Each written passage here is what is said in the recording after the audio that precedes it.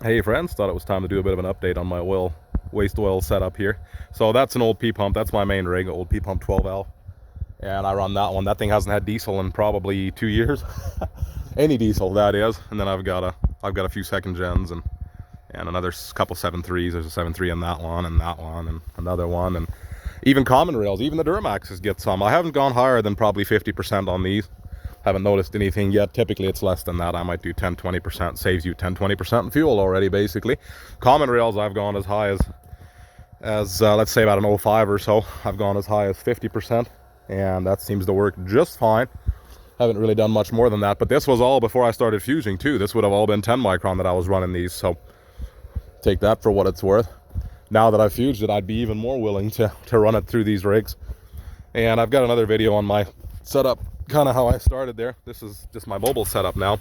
2 goldenrod housings, 80 mesh screen, and then a 10 micron with a 30 micron spin on in the middle of the little gauge. That kind of helps you tell when your filters are getting plugged. I backwash them with gasoline a few times, but eventually you do have to change them. Works quite well though. Backwash them with gasoline and you get another 100 gallons or whatever out of them. Just maybe not that much, but just depends on how clean your oil is to begin with. It works quite well as a mobile setup because, like I said, you've got a screen before the pump. Then of course that's just a 12 volt pump you get from anywhere really. Princess Auto, Harbor Freight, Amazon. Doesn't really matter. Get something with a good warranty. And this whole setup here, I'd say maybe 500 bucks on the high side. And that's just my extra tank. I don't do I could have a 2-tank setup because I've got a tank here in my main tank. And these old rigs actually came with 2 tanks factory, but for some reason, when I got it, somebody had taken that one out. I'm not sure why. I want to put another one back in again, then I'd have 3 tanks. Right now I can get probably about 1,500 miles out of a run. But as of right now, I just have this rear tank. I think they put a big rear tank in and then they left this tank out. But like I said, we might try to put one in yet, but that's not what this video is about. I could do a 2-tank setup. I guess I left my valve open there overnight. So I had a bit of a vegetable oil mess here on the ground. But anyway, just a poor lazy man's setup. Like I said, I'm not particularly organized. I don't really have much will drive motivation to build me something real fancy, especially since I don't exactly know where I want it just yet. So I figured for now, this would be it. Built this out of, just leftover materials from my metal roofs and porch and stuff like that, my deck. So that works just fine for now. I try to keep this out of the elements. I try to make sure that if it's raining or snowing or whatever, that, this is protected at least, that I've got these covered or whatever I'm doing. And it is just above freezing point right now. We're probably 5-10 degrees above freezing. But I haven't had any issues really getting even below that. I mean, -10, I think I was fusing here a while ago. I used to use these little 392 Marlboro. I don't smoke.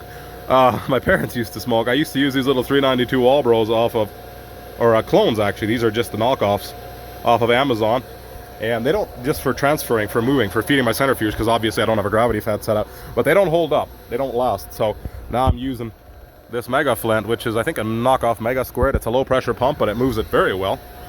It seems to be just fine. Down in there I've just got a bolt on the bottom of the hose just to give it some weight. And yeah, it works just fine. You can see how fast it's flowing there as well. And it works very well. Like I said, I haven't had any issues that way. And this pump seems to persevere just fine. Even it doesn't seem to be bothered by running empty either, because it just hammers away. And then of course I feed it up into my heater. Some of this needs to be, all of this could use to be updated and upgraded, and there's lots of things I could do. If anybody has any advice or tips, please share. But yeah, it just feeds it here into the heater. I think some have a trap here, but I haven't actually done that yet. It would be easy to do, but I haven't done it yet. You can see pushing some bubbles through now since I had it out. That'll be gone, of course, in a minute once it gets the production or the fuel back up there. I've usually got my heater set at about 200 or so, maybe a little more. And yeah, it's keeping up just fine right now. We're 10 above freezing, and it's keeping up just fine. Nice and hot. And of course I've just got my vent up here. I might stick it over there, but then of course this is an extreme unit from WVO Designs. Actually got that off of Chris Hull from Not So Grand Garage. Check him out. He's got a lot more content, maybe better, I would say definitely better organized content, and and definitely more detailed content, much better. But I just figured I'd make a quick video for those of us who are kind of intimidated by starting. I'm a lazy guy. I don't seem to get to anything. I don't seem to take much time to do things. Like I said, I've just built this, put some screws through to hold it on. If I want to take this whole roof off, I just pull those screws out, and then I can pull the whole thing off on both sides. Nothing to it. And yeah, like I said, I feed it with the Mega Flint. You want to make sure that you're not running empty, of course, because you don't want this to all of a sudden run empty. But I even leave it overnight, just make sure it's far enough in there to where it won't empty it. This tank was like half full yesterday, and now my tank here is almost full, or almost half full, I mean.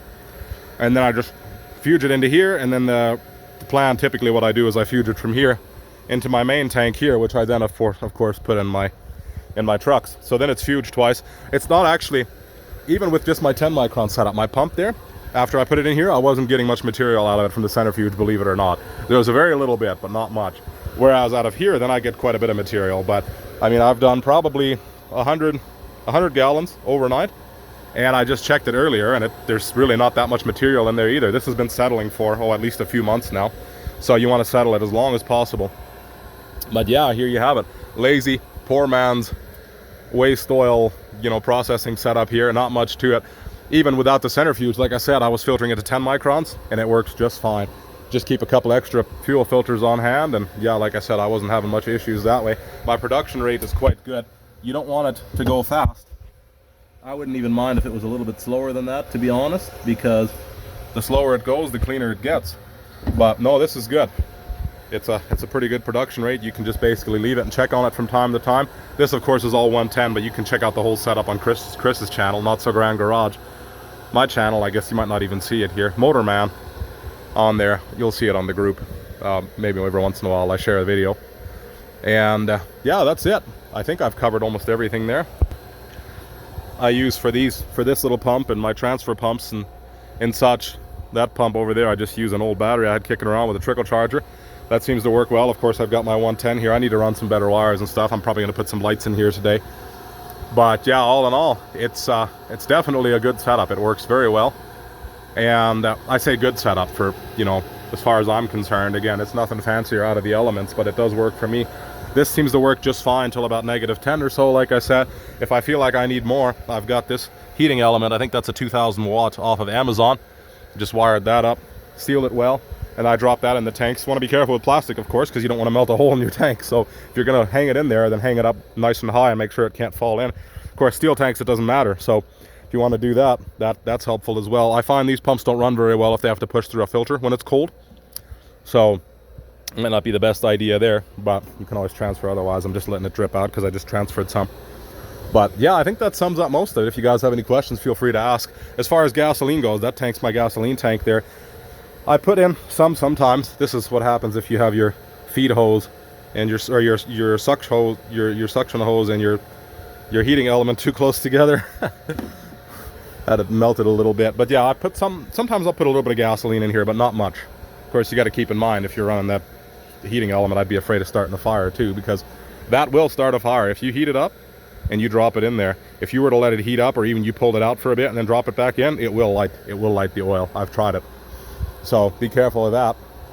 And then, of course, gasoline fumes and stuff, if you do decide to do that, to use a heating element, that is.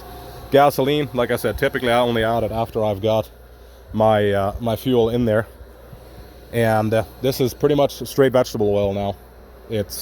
I've got virtually no gasoline in here now. I'm going to run a little bit out of it and then add some gasoline, and that's it. That's all I do to add any to filter or to mix it or anything.